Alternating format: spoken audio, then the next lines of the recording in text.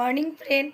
অন্যান্য দিন তোমরা আমাকে দেখো আমি কিছু গানের সঙ্গে লিপস মেলাই। আজকে আমি চলে আসলাম তোমাদের সঙ্গে আমি কি করছি সেটা শেয়ার করতে। আর আমি চলে গেছিলাম বাজার করতে। তো চলো আজকে আমি বাজার থেকে কি আনলাম সেটা তোমাদের দেখায়। দেখো, আর বাজার যেহেতু আমাকেই করতে হয়, আজকে আমি নিয়ে এসেছি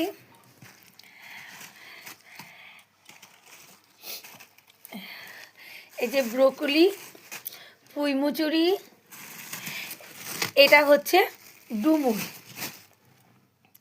ডুমুর, বেগুন, আর এটা হচ্ছে শাক, শুশুনি শাক।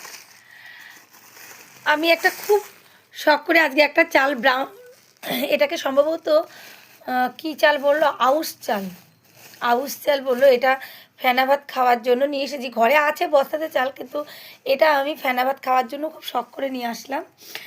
আর সবথেকে বড় কথা হচ্ছে, আমার যেটা কখনো খাওয়া হয়নি, আমি একটা জিনিস আজকে নিয়ে এসেছি, সেটা হচ্ছে গুগুলি। এইটা আমি আজকে রান্না ট্রাই করে দেখব যে এটা কেমন খেতে।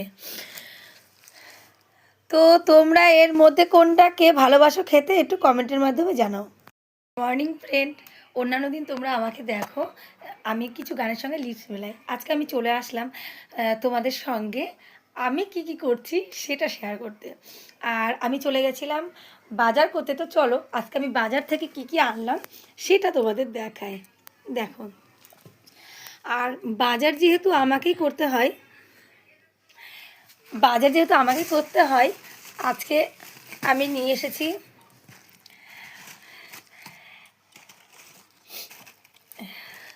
এই যে ব্রোকলি, পুঁই মুচুরি, এটা হচ্ছে ডুমুর, বেগুন, আর এটা হচ্ছে শাক, শুশুনি শাক। আমি একটা খুব শখ করে আজকে একটা চাল ব্রাউন, এটাকে সম্ভবত কি চাল বললো, আউশ চাল বললো। এটা ফেনা ভাত খাওয়ার জন্য নিয়ে এসেছি। ঘরে আছে বস্তাতে চাল, কিন্তু এটা আমি ফেনা ভাত খাওয়ার জন্য খুব শখ করে নিয়ে আসলাম। আর সবথেকে বড় কথা হচ্ছে, আমার যেটা কখনো খাওয়া হয়নি, আমি একটা জিনিস আজকে নিয়ে এসেছি, সেটা হচ্ছে গুগুলি। এইটা আমি আজকে রান্না ট্রাই করে দেখব যে এটা কেমন খেতে।